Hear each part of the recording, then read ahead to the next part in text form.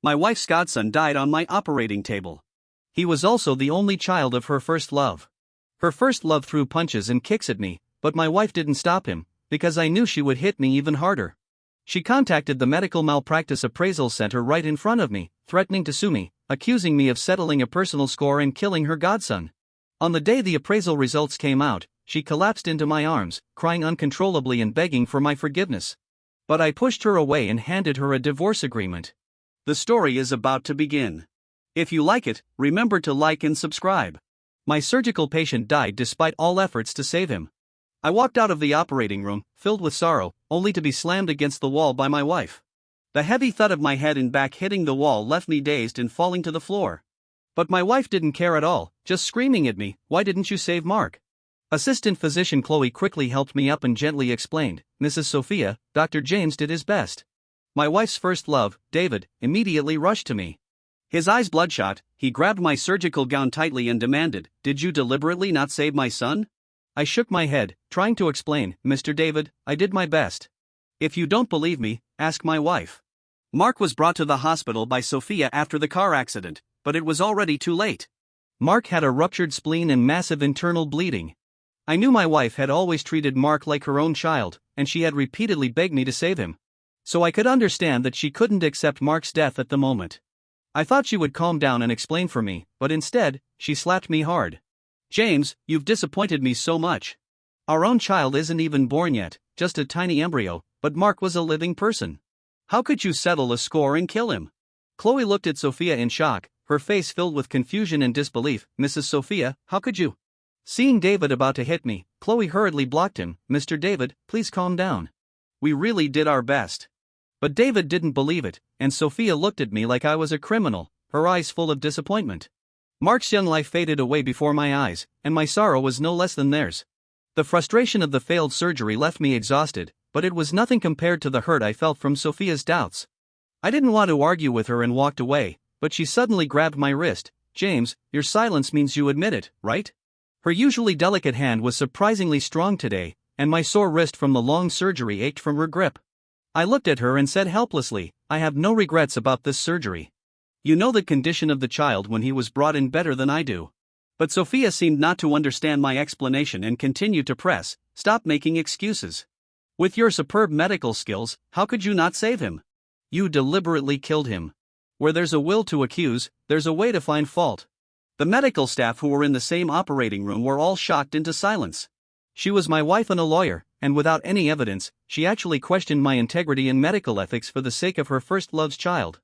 I forcefully pried her hand off and stared at her distorted, ferocious face. "Sophia, do you know what you're saying?" I held back my anger and grievance, my clenched fists trembling uncontrollably. But Sophia, like an enraged lion, lunged at me and started pounding and scratching me desperately. "Why did you have to kill Mark? David has already lost his wife. Why did you have to take away his only remaining family?" Her sharp nails left several bloody scratches on my face. Seeing me letting Sophia make a scene, David's eyes gleamed with a sinister light, and soon his fists rained down on me. "Even your own wife doesn't believe you. How dare you say it wasn't intentional? You murderer, you will pay for my son's life." For a moment, I couldn't tell whether the pain in my body or the pain in my heart was worse. The nurse immediately called security for me.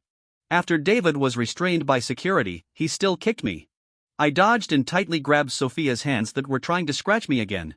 My wife, who usually acted like a lady, now looked just like a street brawler. Her usually well-groomed hair was disheveled, falling messily around her face, and her cheeks were flushed and sweaty. "James, you wait. I'm going to sue you and get justice for Mark." I let go of her hands in frustration, and she immediately contacted the Medical Malpractice Appraisal Center right in front of me. Hearing Sophia on the phone, David struggled to break free from the security guard's control. "Sophia, stop making a fuss. Mark is already dead. I don't want him to suffer anymore." With that, he covered his face and wept silently. I looked at his poor acting with disdain, but Sophia believed him. "I don't believe Mark would just die like that. I have to get justice for him." She considerately lent her shoulder to David to lean on, leaving me only with cold eyes and anger and disappointment. I stared at the close contact between her and David, feeling a dense pain in my heart. Back in my office, I lay weakly on the folding bed. Why was the light from the fluorescent lamp so glaring? It hurt my eyes as if something was about to burst out. Men don't cry, even if they bleed. I held on for a long time, but tears still silently slid down. The tears flowed over the wounds, hurting so much that I dared not even cry out loud. Mark was just David's child with his deceased wife. Sophia's outrageous behavior made it seem as if Mark was her own son, which was really ridiculous. Did she think about my situation when she was causing trouble? As a lawyer, she had always pursued justice. As a doctor, would I lose my basic professional ethics just because Mark was David's son? Dr. James, take care of your wounds. It's hot, and you don't want them to get infected. Chloe handed me a bottle of iodine. It was only when I looked in the mirror that I realized my face had been scratched by Sophia. The bloodstains where she had scratched me were striking, and every time the cotton swab touched the wounds, the burning pain became more and more intense. Dr. James, is that man related to your wife? Is she really going to sue? My hand paused, feeling quite helpless. He is her first love. Whether she will sue or not is really hard to say. Ah, well, then you should have a good talk with them. If she really sues, it will be very troublesome. If you are in the right, you have nothing to fear. I rubbed my aching temples and thought to myself that if she really sues, our marital affection would be over. Chloe hesitated to speak, but finally persuaded me. The doctor-patient relationship is already very sensitive nowadays. If it really goes to court, it will be bad for both you and the hospital. Why don't you coax your wife? If she can mediate and calm the family members down, the misunderstanding can be cleared up. How could I not know what Chloe was saying? But with Sophia, an elite lawyer, leading the medical troublemaking, just threatening to sue was enough to give me a headache. Words can be very powerful, and she was very clear about the consequences of suing. Asking me to coax Sophia over this matter was an insult to my feelings and career. Even if I tried, I couldn't stop her if she was determined to do it. Moreover, David was clearly just causing trouble on purpose, and there was no misunderstanding to speak of. Dragging my tired body back home, Sophia was indeed not there. Lying in bed, I repeatedly recalled the surgical process, reflecting on my decisions and abilities. Did I really not have a hint of selfishness? As soon as this thought came to my mind, I was so shocked that I broke into a cold sweat. I slapped myself hard a few times. James, stay awake. At that moment, David sent me a video. Dr. James, you are not worthy of being a doctor.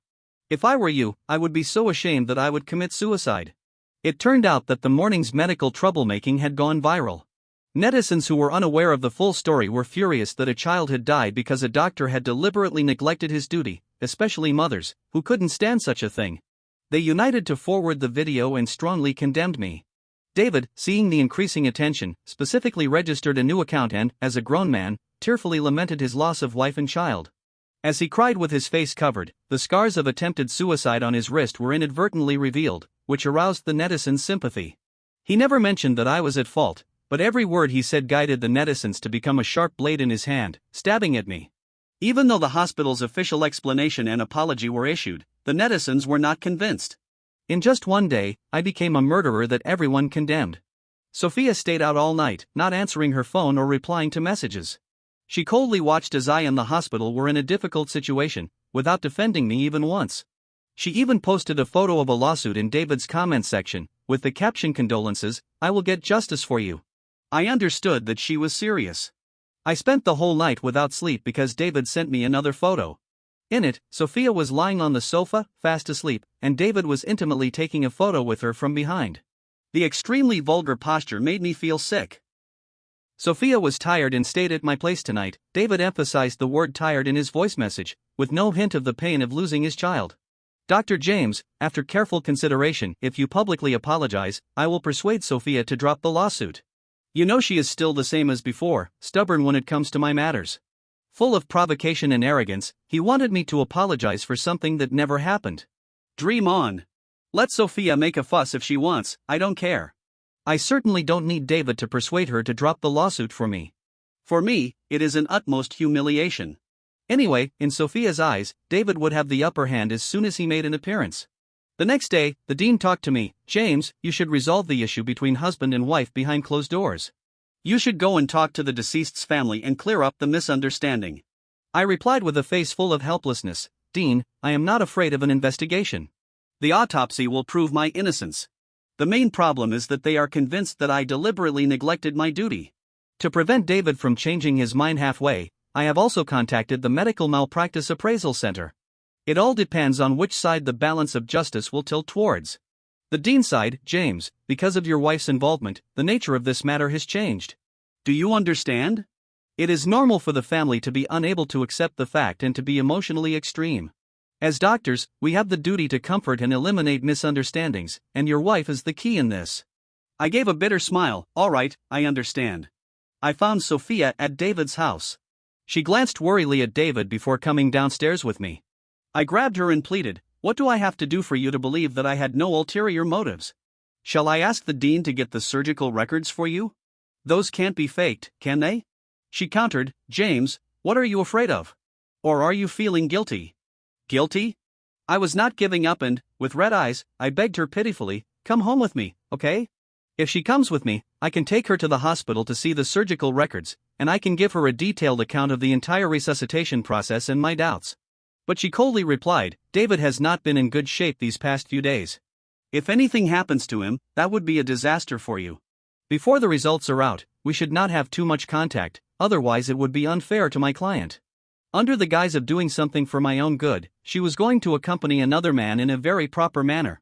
I took out my phone and pointed to the photo David had sent me, questioning her, "Is this how you are accompanying him?"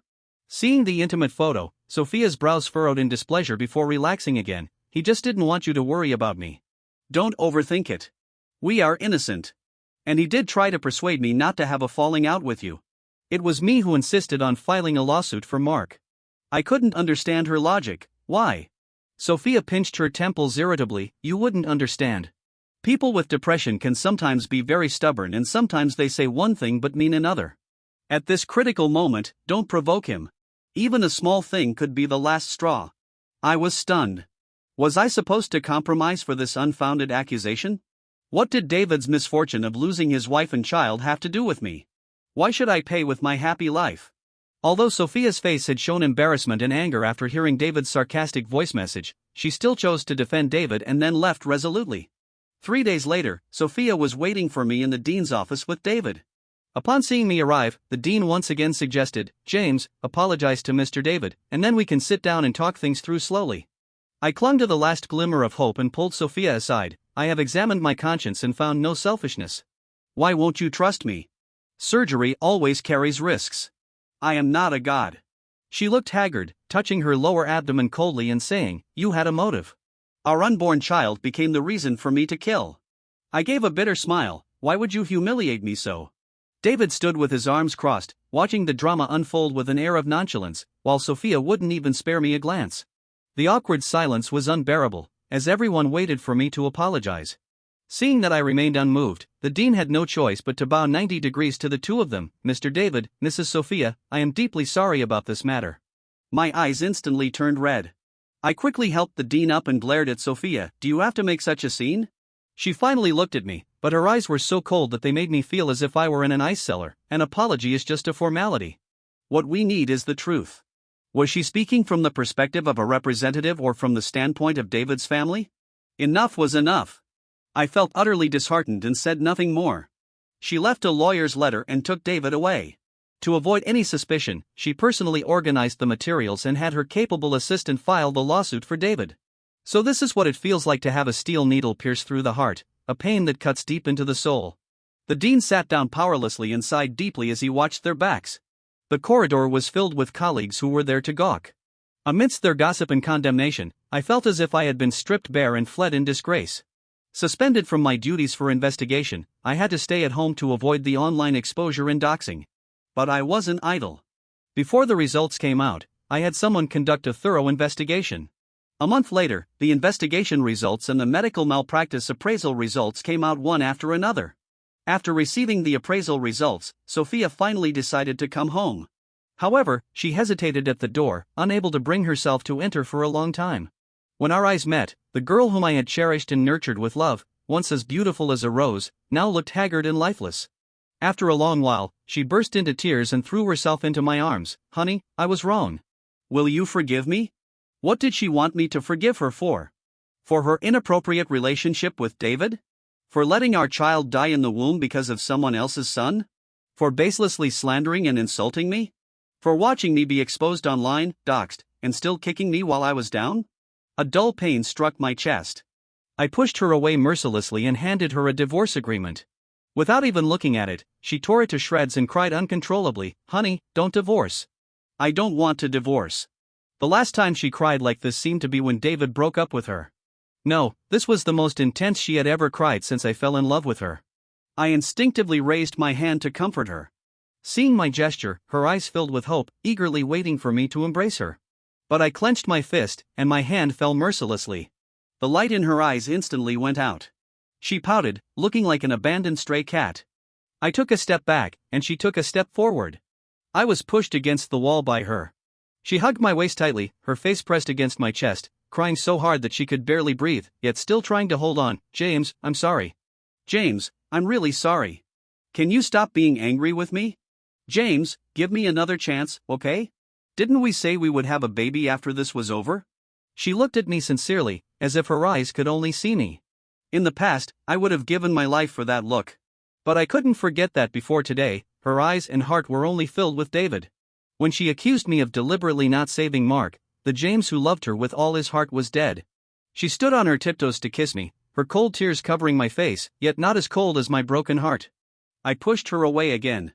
She struggled and acted spoiled, accidentally knocking the wedding photo off the wall. It fell to the ground and shattered into pieces, just like our marriage. She staggered back like a child who had done something wrong, looking at me with her tear-stained face, at a loss.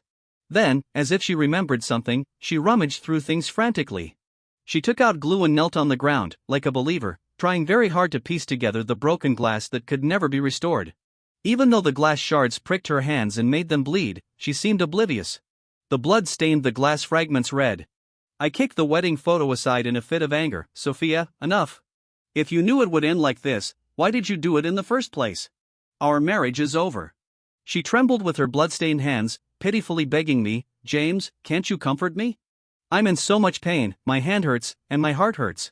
I was innocent with him. I didn't do anything to betray you. I just couldn't let go of the past, and he was indeed pitiable. I worked overtime day and night just to close his case sooner. I didn't expect it to turn out like this. I knew Sophia had not physically cheated, she had her principles, but what about her heart? When you like someone, even if you don't say it with words, your eyes will reveal it. I was all too familiar with the look of compassion she had when she looked at David. From that moment on, her heart had unconsciously tilted towards David. Sophia, I believe you, but I don't want a heart that wavers. Since you can't let go of the past, why not face your feelings and reconcile with him?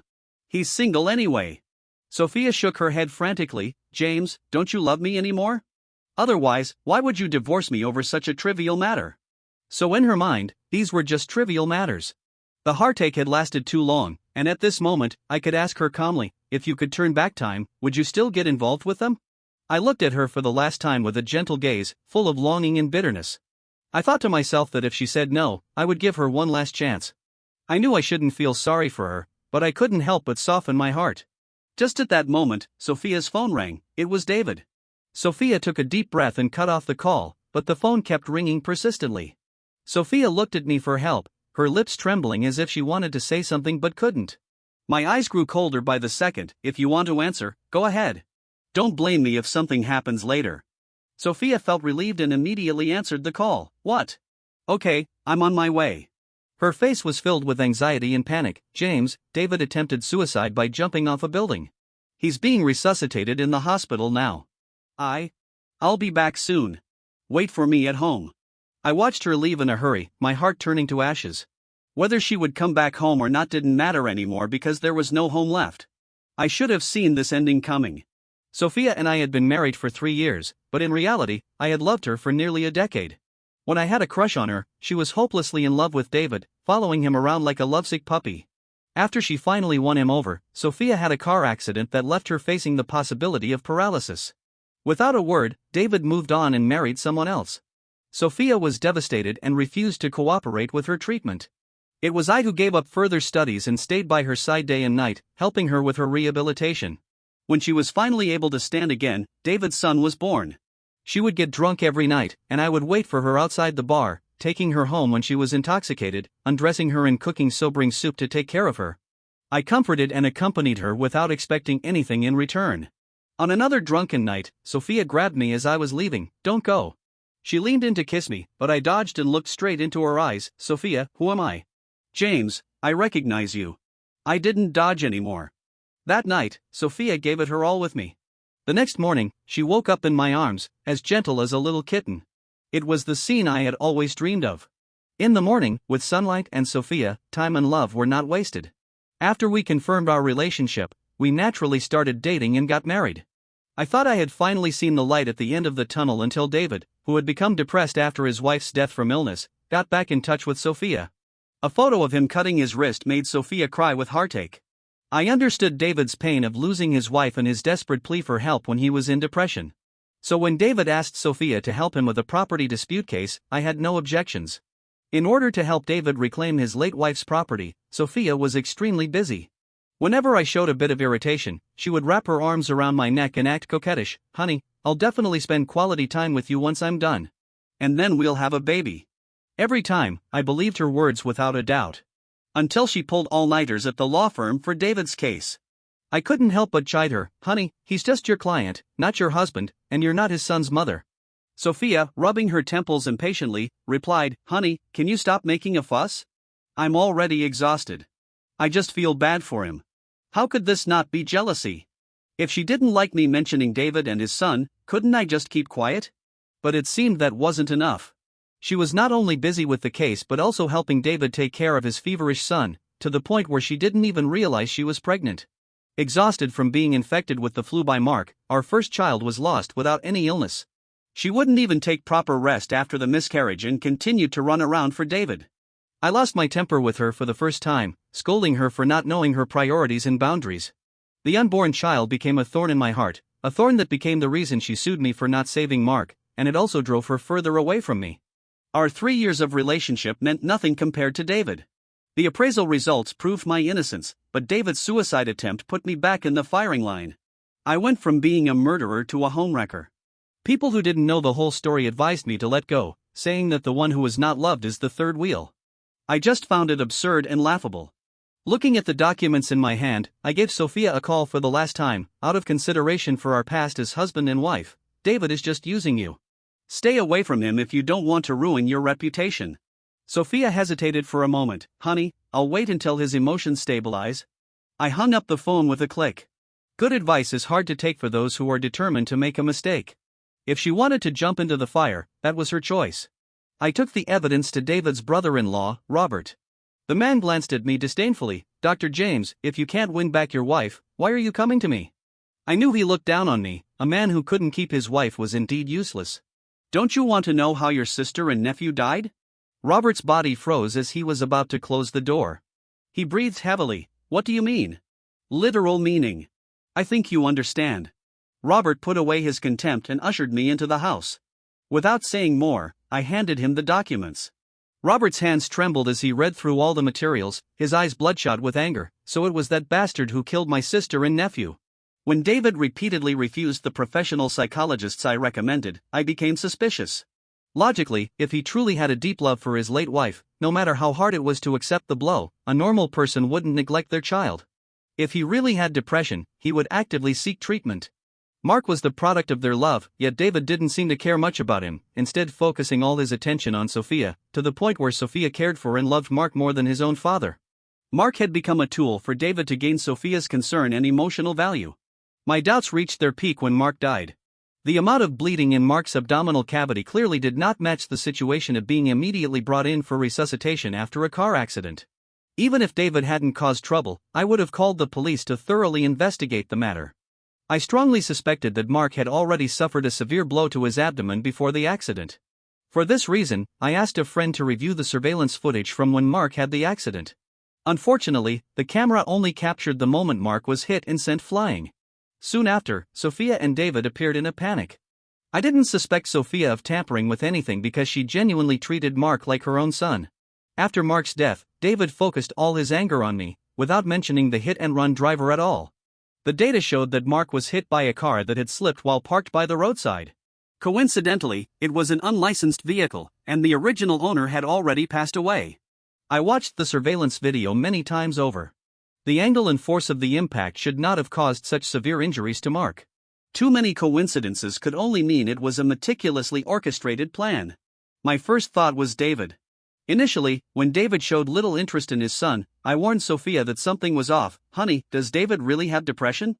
If he truly loved his wife, he shouldn't be constantly threatening suicide, even considering their child. But she always excused him, saying he was a depression patient. She said, "How can you think like that? David does care about Mark, he's just overwhelmed. Besides, Mark is already 7 years old, he should understand." I visited Mark's teachers and got a shocking result. The teachers strongly suspected that Mark had depression and sleepwalking, but David denied it. Several times during nap time, Mark would sleepwalk out of the classroom, calling out "Mommy, Mommy." When Sophia picked Mark up from school a few times, he was extremely averse to her, even hiding in the restroom to avoid leaving school. Some classmates had heard Mark muttering in the restroom, "I don't want that bad woman to be my mom, she killed my mom." The bad woman he referred to was Sophia. Mark's mother, Mia, had a congenital heart disease.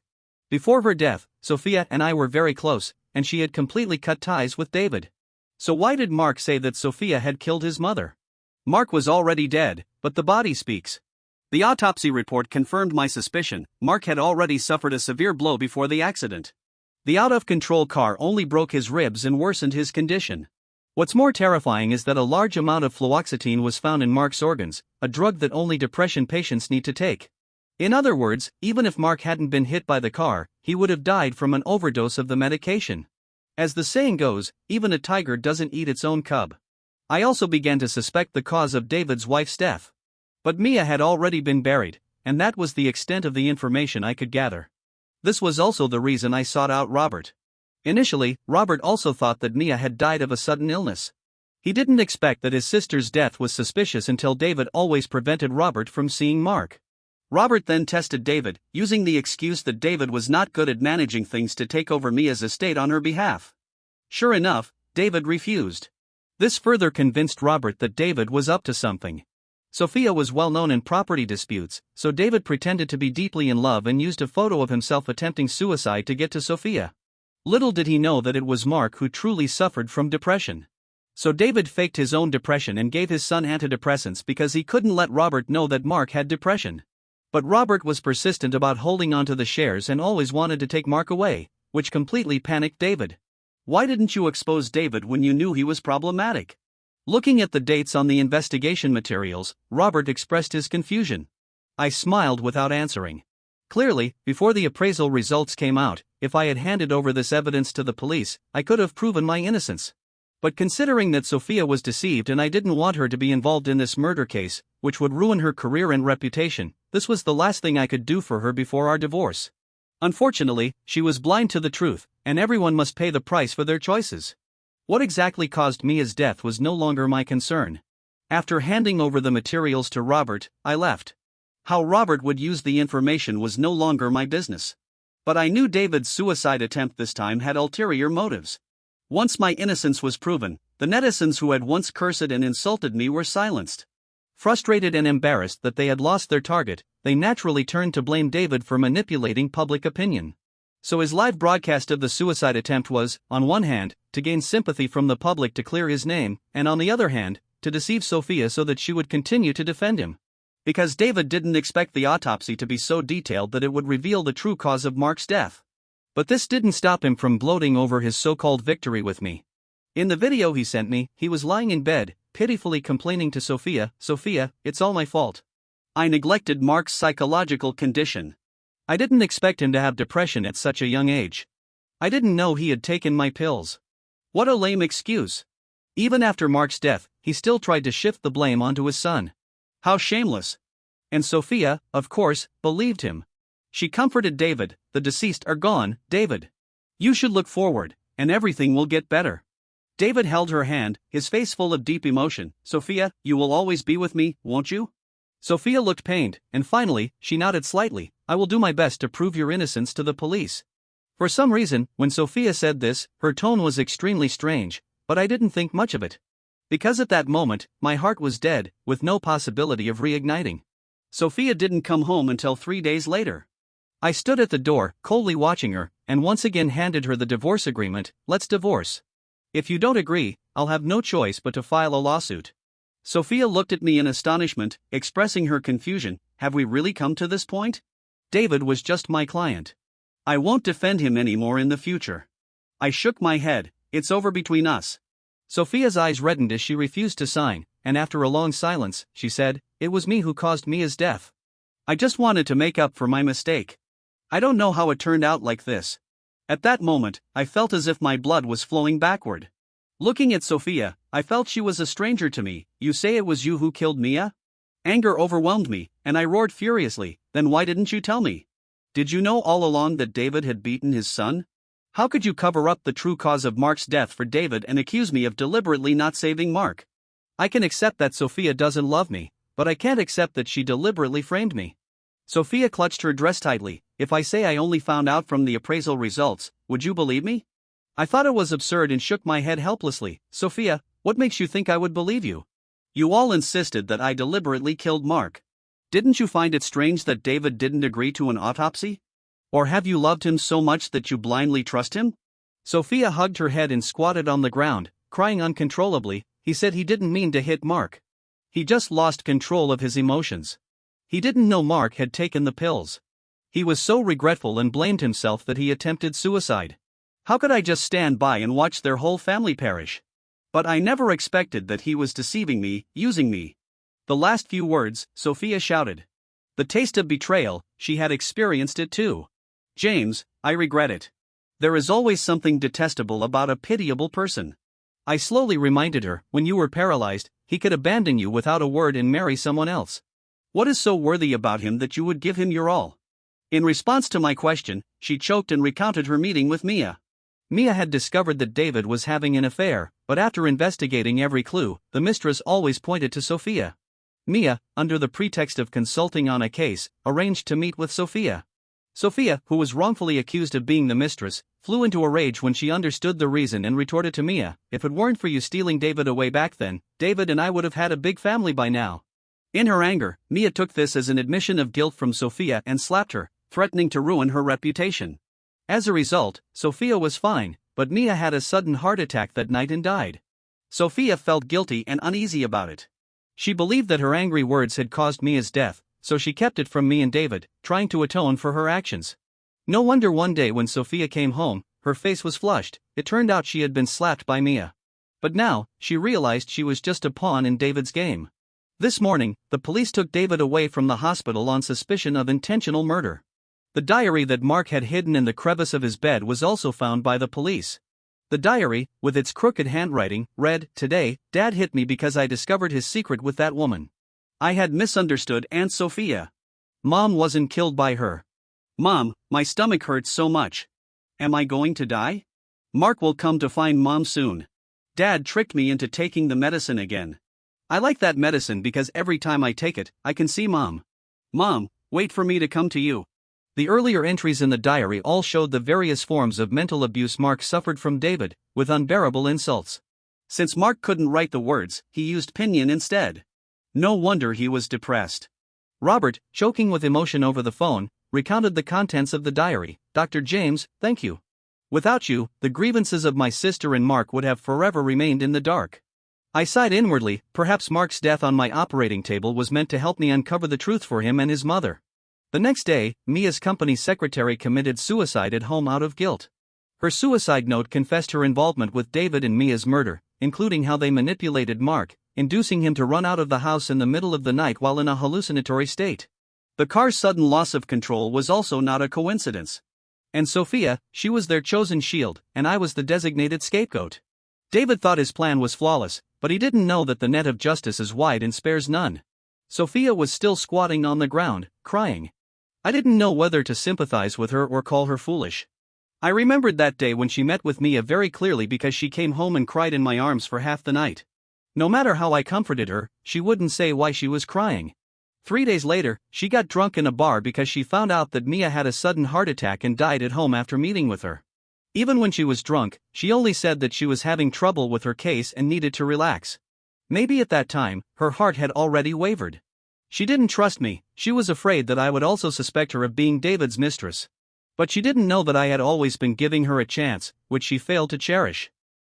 The end of this marriage could only be described as her own doing. Her surging tears could no longer arouse any sympathy from me.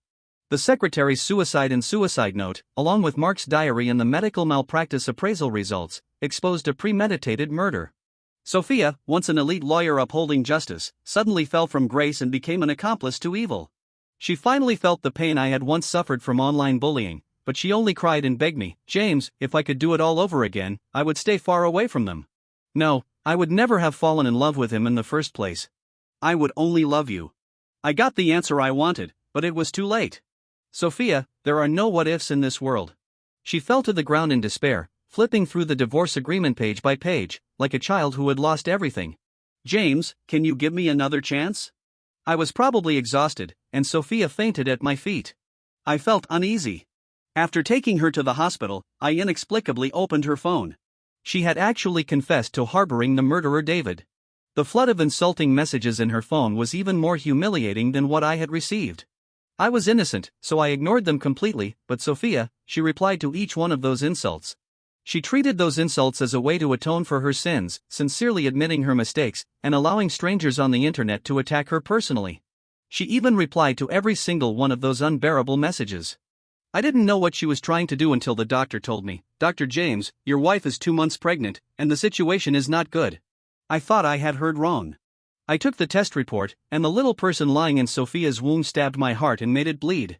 I sat down on the bench, feeling utterly helpless and realizing that my life was nothing but a joke. When Sophia was wheeled out, she was already awake. She looked at me with tearful eyes, James, our baby, the baby is back. I looked up at her and asked with difficulty, whose is it? As soon as the words left my mouth, the already pale face of Sophia lost all its color. James, this is our baby. Don't you want him? I gave a bitter smile. Was this child really mine? So what if it was? How could I love him? His existence would only remind me of the embarrassing and distrustful days between Sophia and me, just like our first child who had miscarried, a thorn that would forever be stuck in my heart. Sophia, we are getting divorced soon. Let's abort him while he is still just a tiny embryo. Sophia closed her eyes, tears silently streaming down her cheeks. She looked as if she was about to shatter. He is the embodiment of our love, how could he be? She couldn't bring herself to say the rest, remembering her own words about our first child, who she had merely described as a clump of embryonic tissue. Fine, let's get divorced. Since she finally agreed, I directly drafted the divorce agreement at the hospital and had Sophia sign it. Seeing how eager I was to divorce her, her eyes were filled with nothing but sorrow and despair. I had never known that I could be so heartless towards Sophia. I had already prepaid the medical expenses. Since she was still in the early months, let's arrange the surgery in the next few days. My affairs are none of your concern. I am the mother, and I will decide whether he stays or goes. I couldn't understand the significance of her stubbornness and regret now. Why do people always realize the value of something only after they have lost it? Perhaps the child himself was sensible, knowing he had chosen the wrong parents. Before she was discharged from the hospital, Sophia had a threatened miscarriage. I went to see the child and took him away to be properly taken care of. The last connection between Sophia and me was completely severed. After the cooling-off period ended, at the entrance of the Civil Affairs Bureau, Sophia had become very thin. James, can we really not go back? I pursed my lips tightly and walked straight into the service hall. As the steel seal was stamped down, a heart-wrenching love came to a complete end. I picked up my old dream again and went abroad for further studies. Later, I heard that Sophia defended Mark and Mia with all her might and brought David to justice. She often stood alone in front of a tombstone, staying there for the whole day. On a drizzling day, we passed each other by, no longer recognizing each other.